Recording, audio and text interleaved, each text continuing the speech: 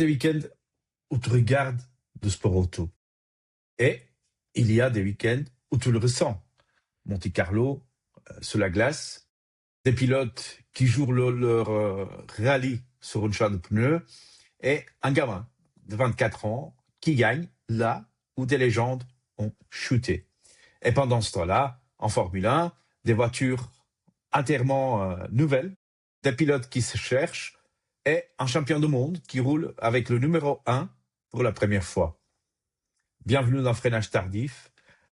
Bienvenue dans un nouveau épisode où on va parler, comme le titre le dit, de Formule 1 et de WRC, concrètement du rallye de Monte-Carlo. Parce qu'ici, on n'a pas peur. On n'a pas peur de dire la vérité, comme vous savez. Et aujourd'hui, comme vous pouvez voir, je suis seul. Je suis sur le micro. Je vais être honnête avec vous. Cet épisode, à la base, devrait être en duo.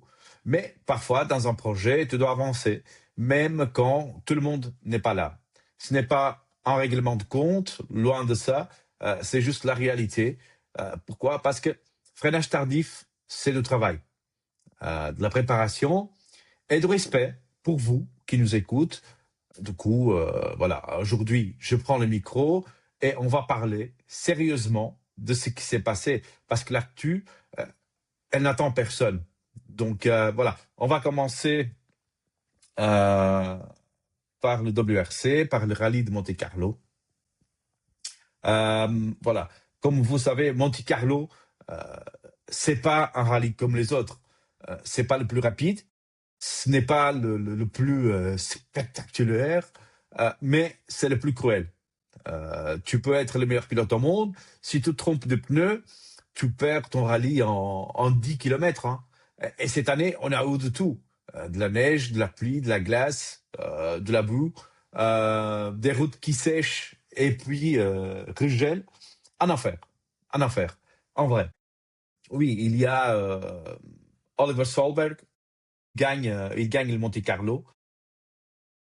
Et je veux être très clair, hein, pour moi, ce n'est pas une surprise chanceuse. Pour moi, c'est une victoire qui était construite. Première saison complète en Rallye 1.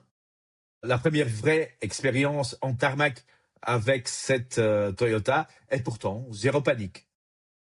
Il gère mieux que des pilotes qui ont déjà 5, 10 ans de WRC. Et symboliquement, c'est énorme. Son père, tout le monde se souvient de lui, Peter Solberg, il n'a jamais gagné à Monte-Carlo. Jamais. Lui, il l'a fait à 24 ans. Ce n'est pas juste une victoire, c'est un passage de témoin. Parce que, voilà, aussi, il y a évidemment toute la pression sur Oliver. La pression du nom, en héritage. Son père, il était champion du monde. Il était un très grand pilote. Louis, il prend ça du bon côté, si je peux le dire. Il prend ça de bon côté et il avance dans le rallye. Il devient de plus en plus un pilote à l'image de son père. Et évidemment, c'est inévitable. On voit le comparer avec son père. Il va voir pendant la saison, on va le comparer. Et voilà, c'est quelque chose que je crois que sera inévitable. Parlons maintenant de Thierry Neuville. On est en Belgique, nous sommes une chaîne belge, et aussi parce que on va pas faire semblant, ok? Qu'est-ce que je peux dire? Pour Thierry, ce rallye, il fait mal, très mal, il fait très mal, parce que c'est pas parce que Thierry était mauvais, il n'était pas mauvais, loin de ça, mais parce que tout ce qui pouvait mal tourner a mal tourné. Il a le rythme, il fait des temps forts et il montre que la Hyundai, elle peut suivre. Et puis, il a une touchette, une crevaison de temps perdu, évidemment, et un dimanche qui bascule dans le mauvais côté. Cinquième, oui, c'est correct sur le papier, mais dans la tête en champion, game, c'est un échec. Et la vraie question, c'est combien de rallyes comme ça peux-tu te permettre avant de dire adieu au titre? Parce que voilà, après Monte Carlo, le message est clair. Toyota, ils ont une longueur d'avance sur toutes les autres équipes, pas seulement en performance pure, mais en lecture de course aussi. Et en WRC, ça fait toute la différence. Après, la Suède arrive, là-bas, il n'y a pas d'excuse. Tout le monde sera sur clou. Tout le monde aura les mêmes conditions. Et là, on verra qui est vraiment là pour le titre. Euh, on va voir qu'est-ce qui va se passer là-bas. Alors, cette semaine, on a eu aussi les essais, le shakedown de la Formule 1. Et il faut qu'on soit clair dès le départ. Okay? F1 2026, ce n'est pas une continuité. Ce n'est pas une évolution douce. C'est un reset complet. Nouvelles règles moteurs, nouvelle philosophie aéro, nouvelle répartition thermique électrique. L'électrique, elle prend beaucoup plus de place cette année. Et surtout, des voitures qui sont beaucoup plus compliquées à piloter qu'à regarder. On va avoir moins d'appui, moins d'effets de sol gratuits et une gestion énergétique qui va demander un cerveau d'ingénieur et des pieds en béton. Le shakedown, même si il est court, même s'il est contrôlé, a déjà montré des choses très intéressantes. Officiellement, évidemment, que tout le monde dit la même chose. On regarde pas les chronos. C'est juste le roulage. On découvre la voiture. Jusqu'à là, tout se passe bien. Voilà. Officieusement, les équipes, elles regardent tout. Hein. Les corrections au volant, la stabilité en ligne droite, le retour radio des pilotes aussi, évidemment, et surtout la facilité avec laquelle la voiture se pilote. Parce que sur cette génération 2026, une voiture rapide mais instable, c'est un cauchemar sur 24 courses. Lando Norris, il a utilisé pour la première fois le numéro 1 sur sa voiture. Il a vu pour la première fois le numéro 1 dans sa voiture. Et voilà, c'est quand même un symbole fort de ce shakedown. Lando Norris avec le numéro 1, il a dit lui-même, it's unbelievable. It feels surreal. Et il a raison, parce que ce numéro, ce n'est pas un trophée. Ce numéro, c'est une cible. C'est une cible. Il va avoir une cible sur le dos toute la saison, parce que tout le monde veut ce numéro. Tout le monde veut le numéro 1. Chaque pilote veut le battre. Chaque ingénieur veut prouver que ce n'était pas un coup. Et chaque erreur est amplifiée pour lui, parce qu'il a le numéro 1. Donc, il doit être mieux que tous les autres.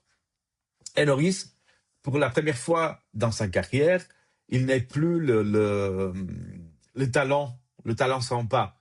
Là, il est le champion du monde en titre. Et la vraie question, n'est-ce pas, est-ce qu'il est rapide? Non, la vraie question est-ce qu'il est prêt à se défendre? Parce que gagner en titre et le défendre, ce sont deux sports différents. Ce qui ressort déjà très clairement de ce shakedown 2026, c'est que les voitures, elles sont plus piégeuses en entrée de virage. Le train arrière, il est beaucoup plus sollicité et la gestion d'énergie électrique est centrale. On parle de pilotes qui doivent lever les pieds pour charger, adapter leur trajectoire pour économiser et penser course dès le vendredi. Peut-être ça va être des Ferrari. Ils ont déjà l'habitude de lever le pied, le fameux lift and coast que tout le monde connaît et que Khalid il m'a bien fait comprendre que Ferrari utilisait ça. On se rapproche presque d'une logique WEC, mais évidemment à 300 km/h. Et ça ne plaît pas. Ça ne plaît pas à tout le monde. Soyons honnêtes, cette Formule 1, elle va exposer les pilotes qui compensent avec l'aéro, qui aiment les voitures plantées, ceux qui ont besoin d'un arrière ultra stable. À l'inverse, les pilotes très fins, très précis, très intelligents en gestion, ceux-là, ils vont briller.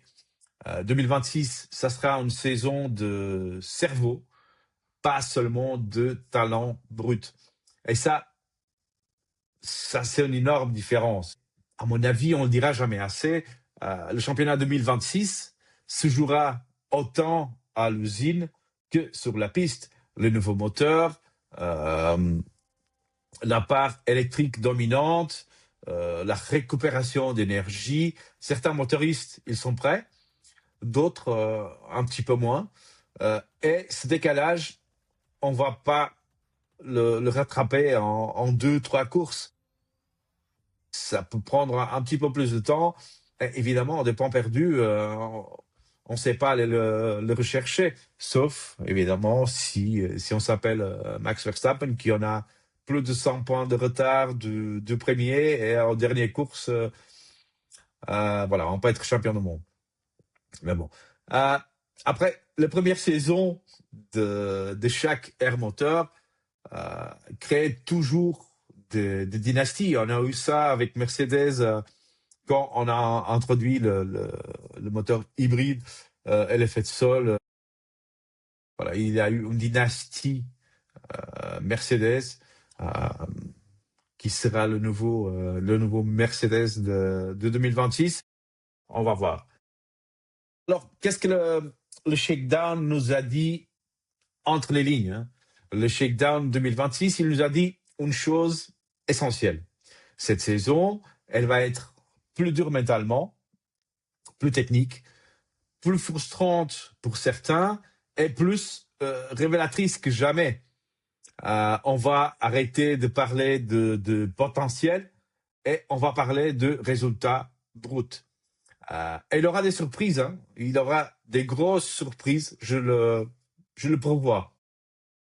Alors, entre en WRC où un gamin de 24 ans, il gagne Monte Carlo, et que on a une Formule 1 qui repart d'une page blanche, le sport auto, il est en train de changer sous nos yeux. Et nous, on sera là pour le raconter sans frein, parce que nous sommes freinage tardif. Toute la saison 2026, on sera là, moi, Khalid. On va faire tout le mieux qu'on sait et on peut pour vous amener à chaque week-end des Grands Prix, toutes les news, tout ce qui s'est passé pendant ce week-end. On va aussi donner le temps pour la MotoGP, une fois que c'est la spécialité de notre ami Khalid. On va évidemment pas oublier le WRC, le WEC. On va aussi être présent en Belgique pour des événements automobiles. On va aussi donner un peu plus de temps d'antenne à tous nos abonnés qui ont une voiture de collection, un ancêtre, une voiture d'exception, pardon. on va lui donner plus de temps. L'année passée, si vous vous souvenez, on avait parlé avec une dame qui est la propriétaire d'une voiture unique au monde, la Gerco. On l'a pas oublié, même si ça fait un moment qu'on n'a pas parlé de Gerco. On n'a pas oublié la Gerco. On continue à utiliser notre connaissance euh, pour essayer d'aider cette dame à récupérer une pièce historique de l'histoire automobile belge. On va aussi donner